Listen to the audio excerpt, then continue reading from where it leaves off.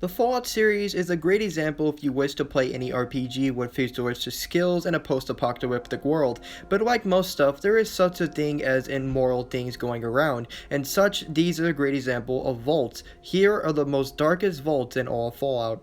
Vault 101 was typically an okay vault when it first began. It had plenty of clean food and water, and people got along just fine. And kinda think of it, it went so well that you managed to have your 10th birthday there. Talk about joy. And though like most vaults, it did have an experiment with a corrupted overseer. For those who has played Fallout 3, you probably know the simple plot of what the father's trying to represent throughout the Mojave. He wants to cure the waters of life and only having permission from the overseer to leave. And the overseer wouldn't say yes, your father took matters into his own hands by escaping the vault.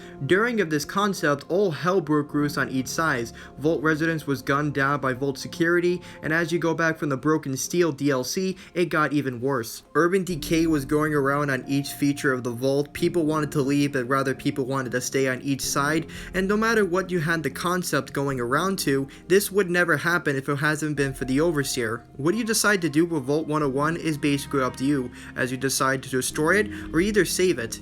Vault 75, unlike others, did care of the remnants of the people of what would happen. In fact, it's actually hidden under Modern Middle School in the Boston area. Once the Great War happened, children and parents flocked to the safe haven they had to call home. But just like any other vault, there was a huge catch at the end. Once the children and parents were separated, the parents were executed by Vault security and having the children into psychological tests, including physical tests. The main purpose of this vault was to see the most talented people gone into the Mojave Wasteland to build it with the brightest mind. Tragically, there was certain requirements that they were looking for that didn't match what they wanted. If you conceived to have the talent of durability and strength, you would be harvested for your genes. However, if you managed to excel on each factions of intelligence, durability, and strength, you could actually join the Vault science team with the Overseer's permission. But thankfully, one of the main people lost an important document that he didn't give it too much promise. However, one of the children did find it, and he showed off what could happen if they do excel into the future of this vault. It went off to an all-out war for the women protecting the children as the men went to go fight Vault security. It's not really known who could have won the gunfight, as the Vault science team knew something like this would happen and they're very stocked up. But the intelligence and physical advancement what the kids had, they could have had an upper hand.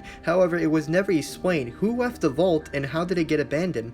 The main Pacific aim of Vault 12 was to see how much people could affect to radiation poisoning. To make this slightly dark concept in reality, all they did is had the vault door purposely break at the moment it was used, meaning it wasn't able to seal, having reaps of radiation drip inside of the vault. A year later, it killed the remnants of the entire vault dwellers, including turning few left into ghouls. Vault 92 is a definition of what you want to always expect when you walk into scenarios like this, no matter what they tell you. The main population that consists throughout this vault was people with musical talents such as the guitar, the saxophone, and the cello and violin. Most throughout the journals you could see, the vault dwellers were rather convinced that the whole point of this vault was to keep the main population of musical arts safe just in case the world will be reborn. Tragically, the real experiment was psychologically advanced super soldiers into the human mind. During each class or any random day that you conceived of, they would always give you a specific order in your mind to either buy a puzzle or buy an issue of codes with numbers. The only reason how they're able to do this, because before the nuke went off and people fled to the vault, were asked to put credit chips inside of their head. In their mind, they thought it was a GPS tracking device in case they ever decided to go outside.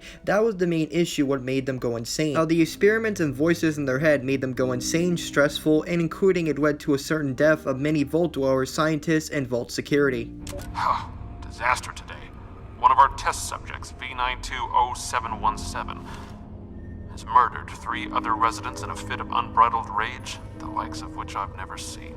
The main purpose of Vault 87 didn't sound way too bad to many residents of the vault or including scientists. Now, you see, the Overseer was given told to tell the vault dwellers that they're filling a great purpose, and that was the main concept, but he couldn't know how would this react to many people. But thanks to normal audio logs throughout the telepathy of the vault, you managed to find out it was Ermin's experiment on FEV on the human being. If you don't know what FEV is basically more of a super soldier serum, able to generally enhance your masculinity and of course intelligence check by 100. Typically, it did rather work with the masculinity of their strength turning into supermutants. However, when it comes to the credible aims of their intelligence, it started to go away, including the development of their sanity. After the supermutants ruled throughout the vault, they managed to kidnap other people throughout the Mojave by turning them into supermutants by dunking them in tanks of FEV. whole scary method of this whole project is going to the development of feeling that it is rather painful. It has more of a flesh-eating virus taste to it, including you will not be the same once you're able to get out. Vault 11 wasn't typically a safe vault from the beginning. In fact, many people were paranoid. Later speculation, the Overseer announced to the Vault Dwellers of knowing that there has to be a sacrifice every year. However, with that foolish concept, he was the first one added into the sacrifice,